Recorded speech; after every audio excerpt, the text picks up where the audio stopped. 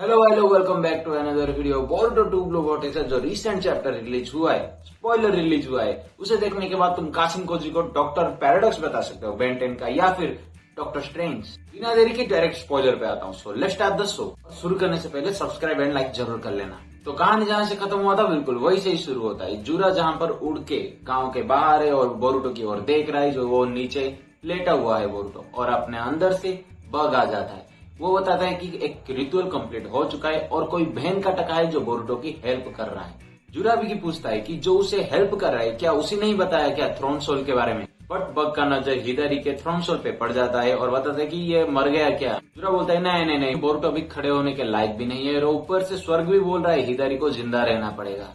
फिर एक पास्ट के पैनल को दिखाया जाता है जहाँ पर बोरुटो भाग रहा होता है, किसी से छुप रहा होता है। तभी का माहौल है जब सास्के को डिवाइन ट्री कैप्चर कर लिया और बोरुटो शिनोबी से भाग रहा था। अभी उसके पीछे आ जाता है कासिम कोजी का फ्रॉग। वो बताता है कि तू चारों तरफ से घेरा हुआ है, वो भी 20 एनिमी, पर उन्हें तू नहीं मार सकता क्योंकि वो इनोसेंट है, और हम बाद में बात करेंगे, तो पहले यहाँ पर चल भाई पहले। और दूसरी बात, मैं उनमें से नहीं हूँ, इसीलिए सबसे पहले हमें यहाँ से निकलना होगा, और तू इस फ्रॉग के ऊपर हाथ रख। और अब शर्मा मत यार, जल्दी हाथ रख ले। जैसे ही बोरुटो हाथ रखता है फ्रॉग के ऊपर, दूसरी तरफ कासिम कोजी समनिंग जुसु इस्तेमाल करता है और अपने हाइड आउट पे बोरुटो को ले जाता है और सब कुछ बता देते हैं वो कहाँ है, जैसे कि वो लैंड ऑफ वाइन पे है और वो ओरोचिमारू का अड्डा है। अभी नहीं है, पहले हुआ करता था। अभी वो पूरा कोई भी नहीं जाता, इसीलिए उसे गेंजोसु पे पूरा कवर कर दिया है, जैसे कि किसी को भी नहीं पता चलेगा वो कहाँ पर है, मतलब एंट्री कहाँ पर है। जिस फ्रॉग से तू बात कर रहा था वो बस एक साइंटिफिक टूल है, उसमें कोई जान नहीं है, तन मन धन कुछ भी नहीं है, वो रिमोट कंट्रोलर फ्रॉग है। साफ साफ बोले तो वो मैं ही हूँ जो तुझे बात कर रहा था। और बोरुटो पूछता है कि बीसी तू है कौन, और मास्क उतारते ही पता, हाँ भाई पता चल गया, तू ही कासिम कोजी है जिसने आओ को मारा। इसके बाद कासिम कोजी थोड़ी टेंशन वाली बात बता देता है। बोरुटो को बोलता है कि देख, जब से तू पैदा हुआ है तब से तुझे वेरीफाई करना पड़ेगा, इसीलिए ऑनेस्टली सच सच बताना है। बट कासिम कोजी कुछ पूछने से पहले वो बता देता है कि बोरुटो ओमनीपोटेंस क्या है। कासिम कोजी बताता है कि इशिकी का भेजल कारा के अंडर से चला गया था और उससे आमाडो और मैंने मिलके ही भगाया था। ये सही है ना? ओमनीपोटेंस के बारे में मुझे कुछ भी पता नहीं, पर उस दिन कॉन्सिक्वेंस क्या हुआ था मुझे सब पता है, जैसे कि तुझमें और कावाकी में अल्टरनेट हो चुका है, पूरे विलेज में वो मेमोरी स्वैप हो चुका है। बोरुटो पूछता है ये तो तुझमें भी होना था, पर तुझे सच्चाई कैसे पता चला? पर कासिम कोजी बताता है कि मुझे ये पहले से ही पता चल चुका है, ये जो हो रहा था उससे पहले, और सबसे पहले मुझे तुझे माफी मांगना चाहिए क्योंकि मैं मिशन में था सबको मारने के लिए।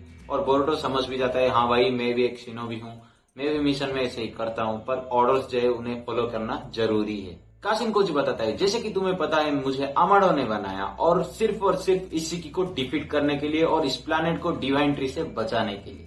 पर मुझे बाद में पता चला है कि इशिकी बहुत ज्यादा ताकतवर है, मैं उसे हरा नहीं पाऊंगा, पर उसको जिगेन से बाहर निकालूंगा और उसके बाद आराम से मेरा काम हो जाएगा, मर जाऊंगा, बाकी होकागे काम कर देगा।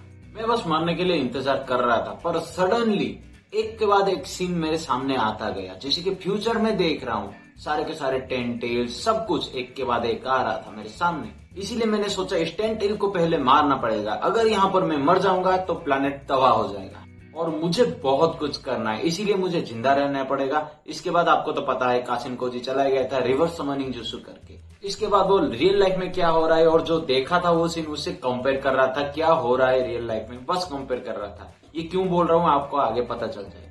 फिर से बोरुटो ओमनीपोटेंस के बारे में पूछता है और कासिम कोजी बताता है कि हाँ मैं पहले देख चुका था, जब मैं रिटर्न होऊंगा तब कावाकी होकागे का बेटा होगा, नारुतो का बेटा कावाकी होगा, बोरुटो नहीं। बोरुटो भी पूछता है तुझे ये पावर कैसे मिला?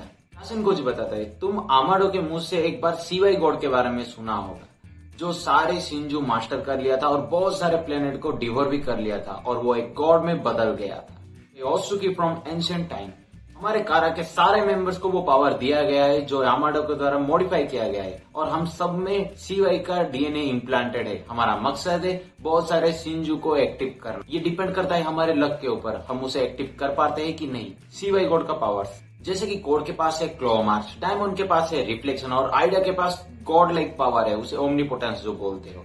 और बोरो, डेल्टा और मुझ में ये नहीं था, पर जब मैं मरने की तैयारी पे था इशिकी के सामने, तभी सडनली मुझे ये पावर मिला और मुझे फ्यूचर के सारे पॉसिबिलिटीज दिखने लगे। इस टेक्निक का नाम 10 डायरेक्शन टेक्निक है।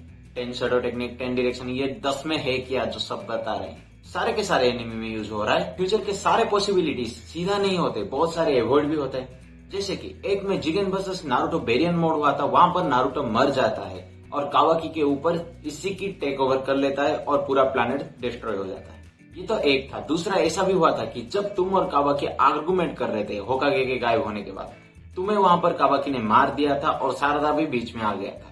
बाद में कोड आके कावाकी को कुत्ते की तरह मार देता है और तुम्हें मरे हुए को जाके टेंटेल को खिला देता है, जिससे डिवाइन ट्री एक्टिव हो जाता है और पूरा प्लैनेट तबाह हो जाता है। सबसे इंपॉर्टेंट वाली बात, कावाकी और तुम में उस इंसिडेंट में स्वैप नहीं हुआ था, मेमोरी स्वैप नहीं हुआ था और तुम मर गए थे। बोरुटो भी अप्रिशिएट करता है, भाई वो फील करते आया है वहां पर वो मरने वाला था, इसे बेसलेस नहीं कहता है, हाँ इसमें हिम्मत है।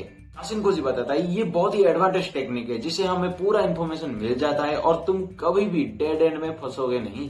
अब पता चला डॉक्टर स्ट्रेंज क्यों बोला, क्योंकि वो 1 करोड़ पॉसिबिलिटीज देखा था एवेंजर एंड गेम में। अभी वो काशिनको जी कर रहा है।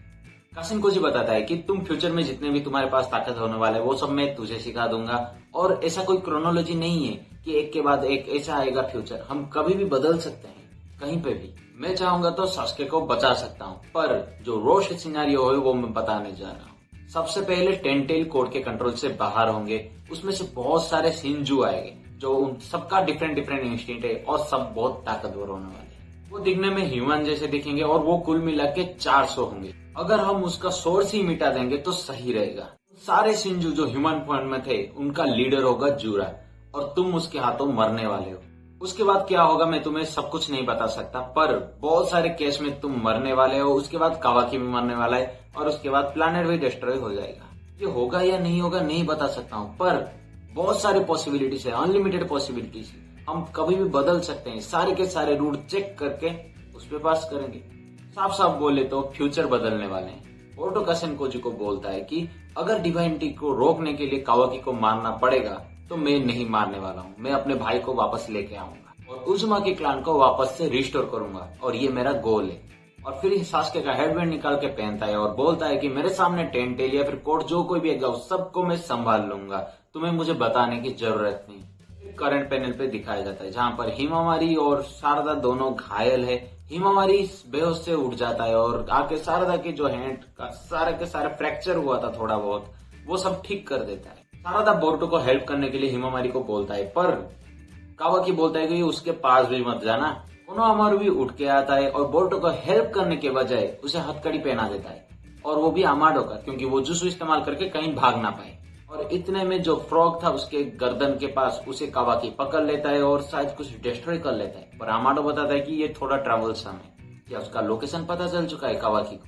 दूसरी तरफ सारे के सारे शिंजू अपने बेस में है जहां पर हिदारी को रिस्टोर कर लेते हैं। साथ ही साथ एक नया थ्रोन सोल आता है और एक नया शिंजू आने वाला है और मोएगी उसको नाम देने वाला है। कुछ मोएगी तो नहीं, उसका जो शिंजू है वो उसे नाम देने वाला है। अगर मैं गलत नहीं हूं तो ये वो बंदा होने वाला है जो पहले दिखा चुका है काशिनको जी के फ्यूचर वाले पॉसिबिलिटीज में। और ये चैप्टर यहीं खत्म हो जाता है। ज्यादा कुछ नहीं बोलूंगा, वीडियो बहुत ज्यादा लंबा हो जाएगा। आपको कैसा लगा वो कमेंट करके बताना और सारे के सारे हिडन डिटेल्स सब नेक्स्ट एपिसोड में बात करने वाले हैं। नेक्स्ट जो वीडियो आएगा मेरे उसमें बात कर लेंगे। तब तक के लिए